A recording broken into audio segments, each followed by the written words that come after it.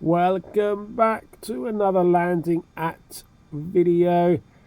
Today we are going down to Marseille province in the south of France. Very exclusive, I know. Little bit of sunshine. Make sure you bring plenty of walking around cash. And we're starting at Charles de Gaulle, Paris. And for some reason, I've selected this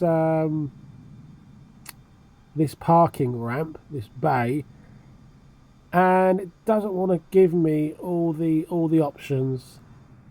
It's not interested, so I'm not even sure. Hopefully it'll allow us a pushback, but it certainly doesn't want to give us luggage, catering, fuel, anything like that. So maybe this is a long-term parking ramp, I don't know. But yes, there you go. It's a very convoluted approach here. Quite weird, and initially I thought to myself, yeah, we'll get rid of a couple of these waypoints, we'll tidy it up, but the weather, guys, was really bad. So fiddling with that that nav computer, whatever you call it, was the last thing on my mind. I mean, this is how bad it was, the turbulence. So pretty much the last half of the flight was absolutely terrible. And as we began to descend, yeah, it was getting no better. Have you noticed? I think we are rocking a more modern British Airways livery. Yep, we're all about our liveries here. So yeah, I mean, imagine that you paid, several million francs for your apartment there on the seafront, only to have these Airbuses coming in every few hours. It's not very nice, is it? Not very nice. But it would have paid to do my research on this, because even this, descending quite early, then I began to panic about the terrain.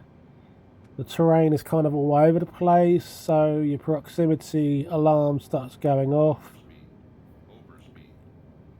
Starts talking to you, telling you how close you are, all that good stuff. So I thought, oh, I'm going to get in trouble. But the weather did not. The wind, I mean, obviously you can see it's a lovely day, but the wind did not stop. So yeah, I was getting very concerned by this point, as I'm not that good at go around decisions, not yet anyway.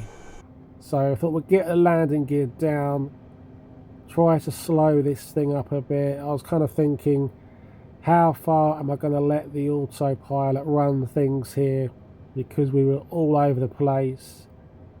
But luckily, input wise, I stayed in kind of parameters, if you like, because it was so violent, the necessary kind of changes and trimming, that I thought it'll end up shutting down the autopilot, which is what it does. But here we go.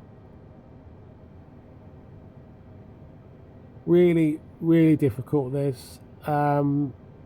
I don't know if I'd turn the autopilot off, if it had been better or worse. I've had a few flights recently where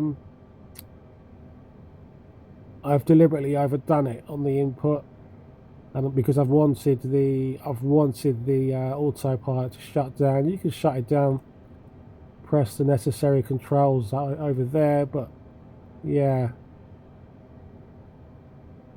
it was trying to, such a strong crosswind, it was trying to push me to the right. So just constantly holding it against that influence.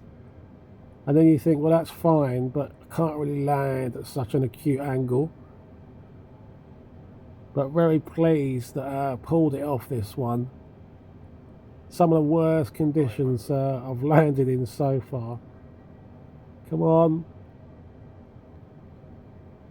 Here we go, and it's quite, you know, I've got to be forgiven. It's quite a hard landing, not too hard, but certainly not smooth.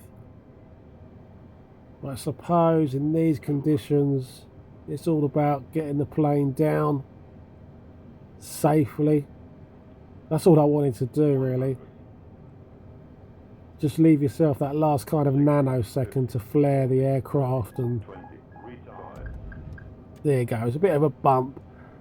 And just make sure you don't send the landing gear through the fuselage. So yeah, that was a hairy, scary landing, that one for me. Marseille province, the south of France, that's on the list.